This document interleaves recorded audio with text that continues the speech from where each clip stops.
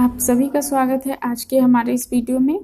आज हम बात करेंगे हिंदी साहित्य का जो दूसरा चरण है भक्ति काल, उसके बारे में। तो भक्ति काल को पूर्व मध्यकाल कहा जाता है या पूर्व मध्यकाल को ही भक्ति काल कहा जाता है। तो भक्ति काल के दो नाम हैं, आप इसको अच्छे से याद रखिएगा। इसकी समय सीमा की बात करें तो इसके संवत में इसका समय 1375 से 1700 है, लेकिन अगर आप इसको ईस्वी में निकालना चाहें तो इसमें से 57 माइनस कर देंगे तो ये ईस्वी में निकल जाएगा। कोई भी समय जो संवत में दिया हो उसमें से 57 माइनस करने पे वो ईस्वी में हो जाता है। तो ईस्वी में अगर इसकी बात करें तो ये 1318 से 1643 ईस्वी तक होगा, जब इसमें से 57 माइनस करेंगे आप। अब हम देखेंगे कि भक्ति काल के उदय का कारण क्या था, क्यों हमारे देश में भगवान का सहारा लेना पड़ा और भक्ति काल का इतना विस्तार हुआ। तो इसी के बारे में आज हम बात करेंगे। तो सबसे पहले चलिए देखते हैं भक्ति काल के उदय का कारण क्या था। देश में मुसलमानों का राज्य प्रतिष्ठित हो जाने पर हिंदू जनता के हृदय में गौरव, गर्व और उत्साह के लिए वह अवकाश न रह गया।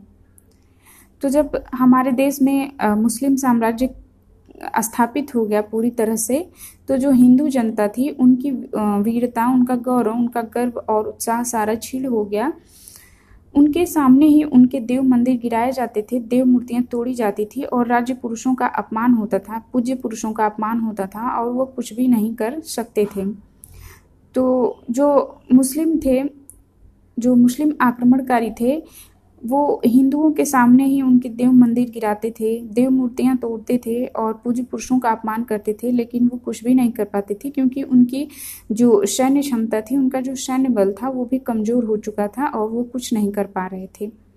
ऐसी दशा में अपनी वीरता के गीत ना तो वे गा ही सकते थे और ना ही बिना लज्जित हुए सुन सकते थे। आगे चलकर जब मुस्लिम साम्राज्य दूर तक स्थापित हो गया तब परस्पर लड़ने वाले स्वतंत्र राज्य भी नहीं रह गए। तो जब मुस्लिम साम्राज्य पूरे भारत में स्थापित हो गया तो जो थोड़े अच्छे थे, मतलब राज्य सैन्य बल से जो मजबूत थे वो भी कमज़ोर हो गए और वो भी छीड़ पड़ गए। इतनी भारी राजनीतिक उलटफेर के पीछे हिंदू जन समुदाय पर बहुत दिनों तक उदासी से छाई रही। तो इतना ज़्यादा राजनीतिक उलटफेर हो गया कि उनकी शक्तियां सभी छीड़ हो गईं, उससे उनके अंदर उदासी छा गई। अपने पौरुष से हताश जाति के लिए भगवान की भक्ति और करुणा की ओर ध्यान ले जाने के अतिरिक्त दूसरा मार्ग ही क्या था। तो आप समझ सकते हैं कि जब सब तरह से इंसान हार जाता है तो एक भगवान ही सहारा दिखते हैं, और कुछ ऐसा ही उस टाइम हुआ था हमारे देश में लोगों के साथ। भक्त कवि जनता के हृदय को संभालने और लीन रखने के लिए दबी हुई भक्ति को जगाने लगे। क्रमशः भक्ति का प्रभाव ऐसा विकसित और प्रबल होता गया कि उसके लपेट में केवल हिंदू जनता ही नहीं, देश में बसने वाले सहृदय मुसलमानों से भी न जाने कितने आ गए। प्रेम ईश्वर स्वरूप को सामने लाकर भक्त कवियों ने हिंदुओं और मुसलमानों दोनों को मनुष्य के सामान्य रूप में दिखाया और भेदभाव के दृश्यों को हटाकर पीछे कर दिया। तो जो भक्त कवि थे उन्होंने भगवान का सहारा देकर हिंदुओं और मुसलमानों को के सामान्य रूप को दिखाया कि मतलब सभी लोग समान हैं, और इस तरह से भेदभाव को मिटाने का प्रयास किया हमारे भक्त कवियों ने। इतना सब कुछ जानने के बाद हम थोड़े से भक्ति काल से संबंधित कुछ और भी चीज़ें हैं तो उसको भी जान लेते हैं, क्योंकि ये भी एग्जाम के लिए बहुत इम्पोर्टेंट है। भक्ति शब्द का सर्वप्रथम उल्लेख श्वेताश्वर उपनिषद में मिलता है। तो ये मेन पॉइंट है कि अगर पूछे कि भक्ति शब्द का सर्वप्रथम या सबसे पहले कहाँ उल्लेख मिलता है तो उपनिषद में मिलता है, और उपनिषद का नाम पूछे तो श्वेताश्वर उपनिषद में मिलता है। महाभारत में भीष्म पर्व में भगवान कृष्ण ने गीता का उपदेश दिया, जिसमें साधन, चतुष्टय, ज्ञान, भक्ति, कर्मयोग में भक्ति शब्द का उल्लेख है। तो महाभारत में भी भक्ति शब्द का उल्लेख मिलता है भीष्म पर्व में। विलियम्स ने भक्ति शब्द की उत्पत्ति भज धातु से मानी है। तो विलियम्स एक विद्वान हैं विलियम्स, और इन्होंने भक्ति शब्द की उत्पत्ति संस्कृत के भज धातु से मानी है, जिसका अर्थ होता है भजना या स्मरण करना। तो उसी शब्द से भज धातु की उत्पत्ति मानी है विलियम्स ने। ये भी इम्पोर्टेंट पॉइंट है। भारत में 62 धार्मिक संप्रदाय विकसित हुए। पुराणों में अवतारवाद की चर्चा की गई है। मत्स्य पुराण में भगवान विष्णु के 10 अवतारों का वर्णन है, जिनमें मत्स्य, कूर्म, वराह, नृसिंह, वामन, परशुराम, राम, कृष्ण, बुद्ध और कल्कि का उल्लेख मिलता है। तो ये इम्पॉर्टेंट फैक्ट है कि पुराण में एक है मत्स्य पुराण, जिसमें भगवान विष्णु के 10 अवतार हैं और ये 10 अवतार यहाँ पे दिए हुए हैं। सबसे पहले मत्स्य है, कूर्म है, वराह है, नृसिंह है, वामन, परशुराम, उसके बाद राम, फिर कृष्ण, बुद्ध और कल्कि। इस तरीके से भगवान विष्णु के अवतारों का वर्णन किया गया है मत्स्य पुराण में। 4वीं-5वीं सदी में दक्षिण भारत में आलवार और नैनवार का विकास मिलता है। तो अब यहाँ पे हम कुछ पीछे चलते हैं 4वीं-5वीं सदी में। तो इसका यही मतलब है कि मतलब हमारे भारत में पहले से ही भक्ति भावना निहित थी लोगों के बीच में। ऐसा नहीं है कि जब मुसलमान आए तभी, लेकिन हाँ ये है कि जब वो आ गए तो फिर ज़्यादा लोगों को भक्ति का सहारा लेना पड़ा, ऐसा कुछ है। तो 4वीं-5वीं सदी में दक्षिण भारत में आलवार और नैनवार का विकास मिलता है। आलवार वैष्णव भक्त थे, भगवान विष्णु के अनुयायी थे।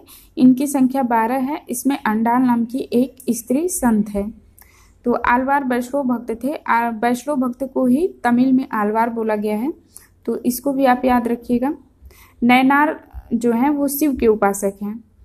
ये भी दक्षिण भारत के ही हैं और ये शिव के उपासक हैं। इसमें एक स्त्री संत है जिसका नाम आदनूर है।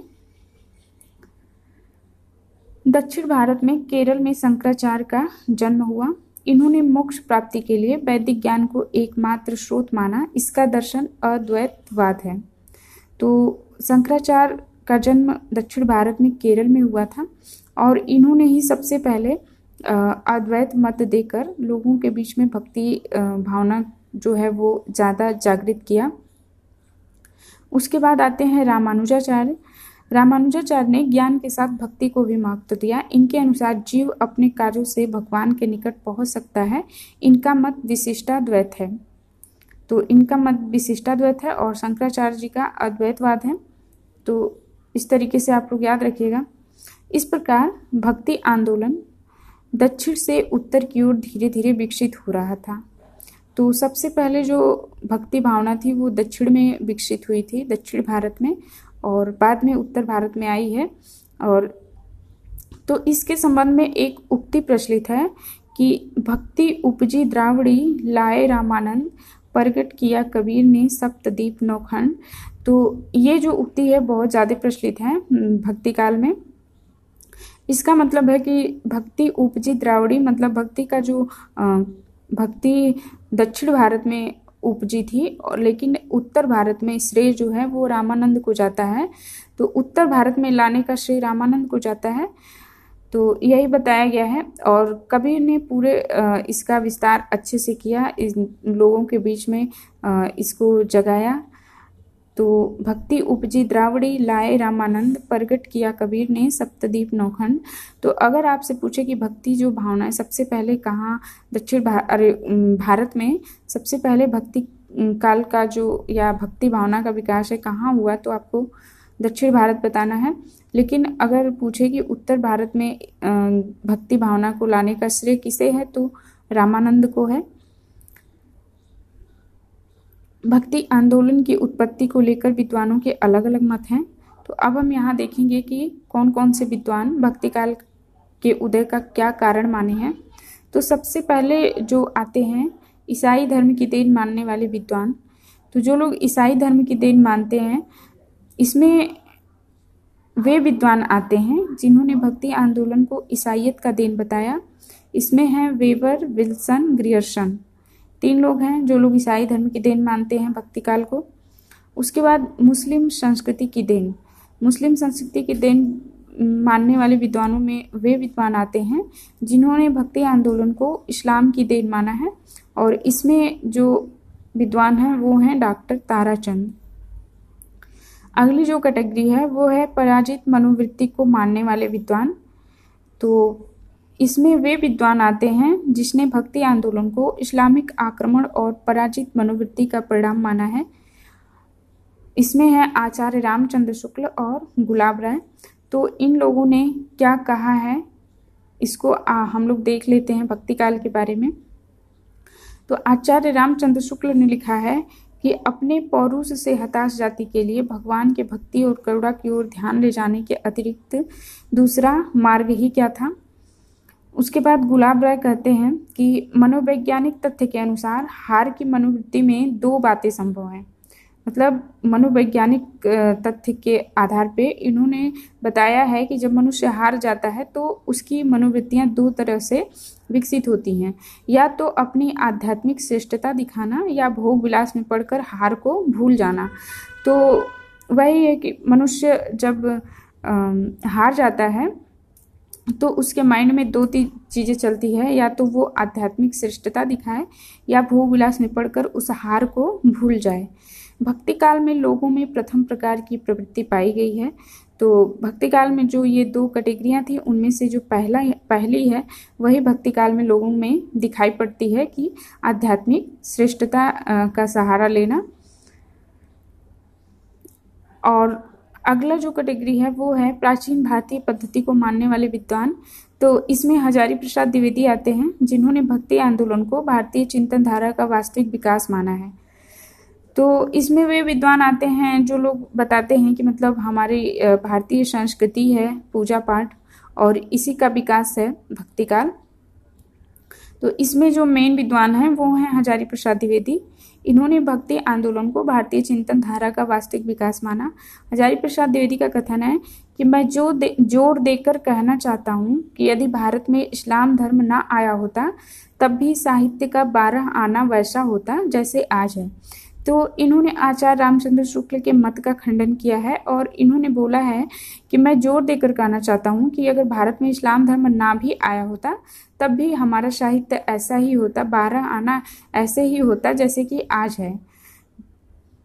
फिर अगला कथन है इनका, समूचे भारतीय इतिहास में अपने ढंग का अकेला साहित्य है, इसी का नाम भक्ति साहित्य है, यह एक नई दुनिया है। तो ये दोनों कथन आपको याद रखना है, बहुत इम्पॉर्टेंट है। अब हम देखते हैं कैसे भक्ति भावना का पूरे देश में विकास होता है।